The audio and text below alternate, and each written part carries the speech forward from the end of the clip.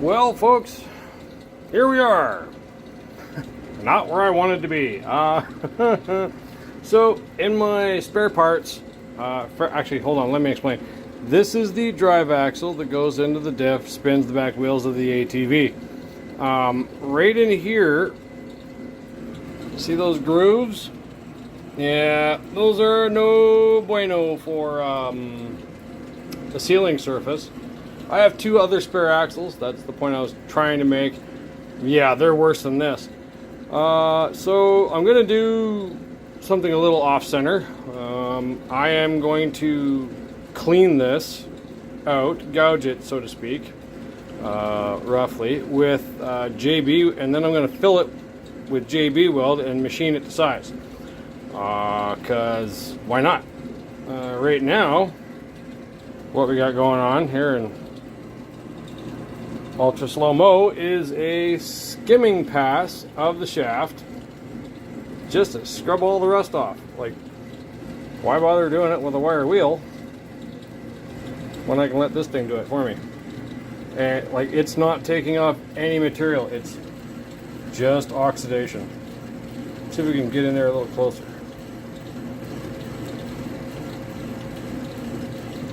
Oh wow, look at that, eh?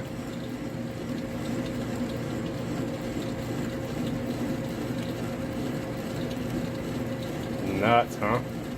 So yeah, just a light coat or a skim, and then I am going to make that a little nicer, smoother, so that when I add the JB weld and do the machining, I have something to hang on to. Because I had to take the tailstock off to put the steady rest on, because the shaft is technically longer than anything that I'm supposed to have in the lathe. Supposed to. This is light home gamer stuff. Who cares? And I'm taking my time. I'm being really slow. I'm being stupid careful. All the good stuff. So yeah, that's this step of progress. I did get the differential reassembled today. I was able to massage the pinion out of the housing with my air hammer. It's probably not the correct way, but it's the way I can do it. So I did it, and it worked. I managed to figure out how to set the lash just by creeping up on it, really. That's about the only way you can do it, because if you go too far, you have to bump it back out with the gun. So that went really smoothly this morning. I've got the lash fairly centered into the ringer. Yeah, I know.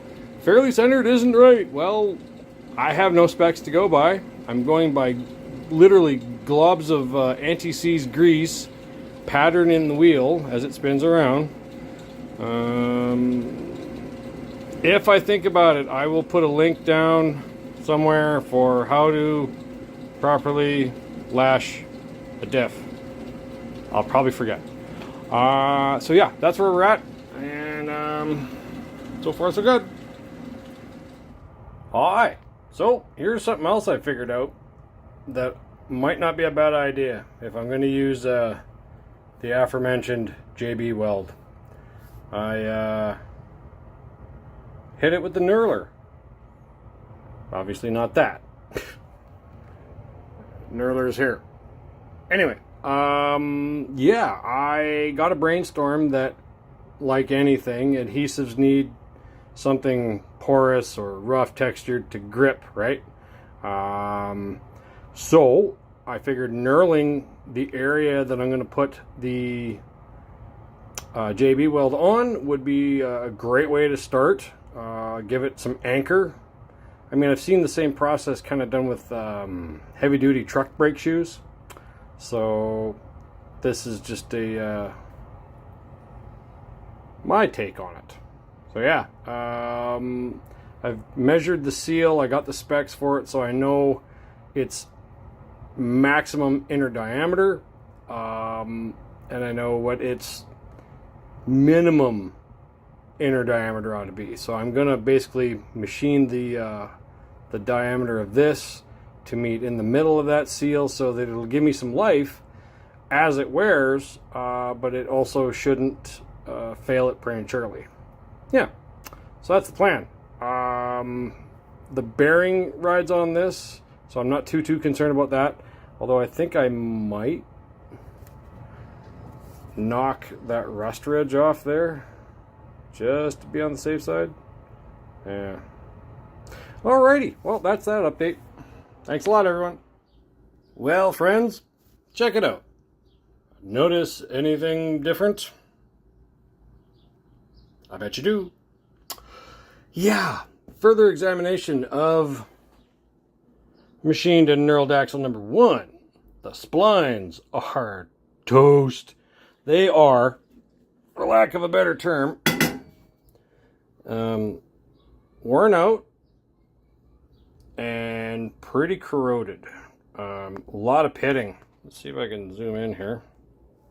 Oh, there we go. So I was eyeballing this with the splines on that axle, and these are easily worn down. Very much so. Yeah. So, like, if we get in here, see how the peaks and the valleys are way more defined. Here, not so much. Oops. Yeah, you can see they're really rounded, eh? So, at least I could say this was a test experiment, not a total waste. So, what we are going to do is repeat the process on one of the other spare axles that actually has a, well, this surface is really worn down. I can see why it was pulled from whatever machine it was. This bearing, I did a test fit. No kidding, it flops. There's probably a half a mil of play in there. So I am not going to do just this surface. I'm going to do this one too. Hooray! Yay! We're so excited. But check this stuff out. DevCon titanium putty. Oh, no, that's just a lot more. Where are we at here? Aha! There you go. So, this stuff is what we use at work. If we have a small surface in like an engine block that we need to fix when we're doing a head job or something like that. Head gasket replacement job. Perverts. You know who you are. Anyway. Yeah. So, I'm going to use this fancy titanium putty after I cut down this surface, clean up this edge or this whole surface here. Both are going to get knurled properly, nicely, because you didn't do the greatest job on the now test engine, which is great because now I know what to do, and I know I need to do better clean cuts here to fix that, to get that knurl nice. I didn't clean out this groove, and I also had a bit of a shoulder up here because I thought, well, I'll just get it so the seal rides. Anyway, yeah, no, dumb idea. So that whole surface is going to get knurled, and it's going to get DevConned. And same thing with here. Like, I'm probably even going to go a little more than just to be on the, well, no, I'm going to do that whole thing. Yeah. And then a little bit more. I'll clean up there. So, yes, that is the new plan.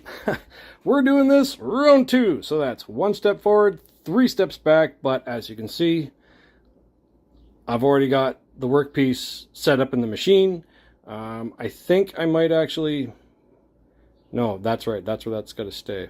So I just got to lock down these keeper nuts here for the, I'm not sure what the, I guess these are a jaw? Yeah, I guess they're a jaw in the steady rest. So it's this close or this far away from where I'm working only because the carriage will hit it. So there's nothing I can do. And it's tapered here, and I didn't want to have just one corner of each jaw hitting that, and I'm not sure that they're meant to do sideways angulation. So that's why it's over here where it's straight versus back there where it could mount, that's tapered and I'm not screwing around. So yeah, that's the way it is. All right, guys and gals, thank you.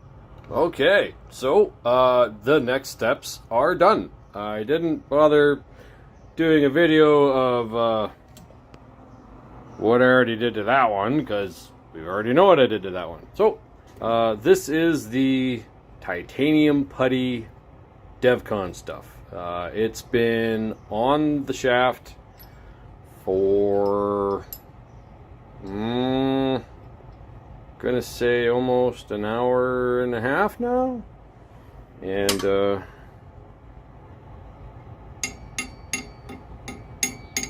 it's pretty hard. Like, look at that. No marks. So I guess I got enough hardener in it. I am not cutting this, I'm not touching this for a minimum of 24 hours, which is really tough because I have one of those instant gratification problems and I really want to see how this looks, but nope, we gotta wait. I want it to cure. The process of this I would have loved to have shown you guys, but essentially what I ended up doing was putty knife, turn the lathe onto its lowest speed in reverse, which obviously kept it going this way. As this stuff was slowly starting to set up, I was moving it back and forth, kind of like you would with a potter's wheel. And that's why we've got the two steps here. I've taken a few rough measurements.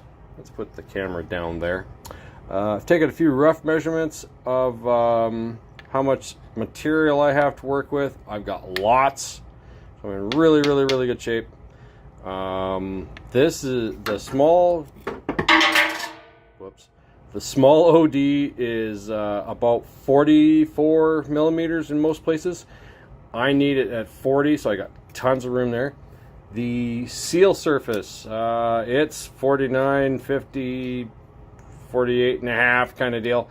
I need it down to 46 and a half, so not bad. Yeah, it's a little wobbly. I mean, I had an issue here where this had actually gone down, and when it did, it hooked a big gob of it, and by this time it was like stiffening, and I was like, I'm gonna lose material. So a bit of a panic. So it's not like super duper, but considering that the knurl for the this is for the seal, that whole knurl goes about this far. Technically I only need from like here to here in absolute pristine shape. In here, the bearing knurl obviously starts there, goes to about, say, there. So yeah, I went a little further than I needed to on both sides, and added extra material so that we got some room for error. Yeah.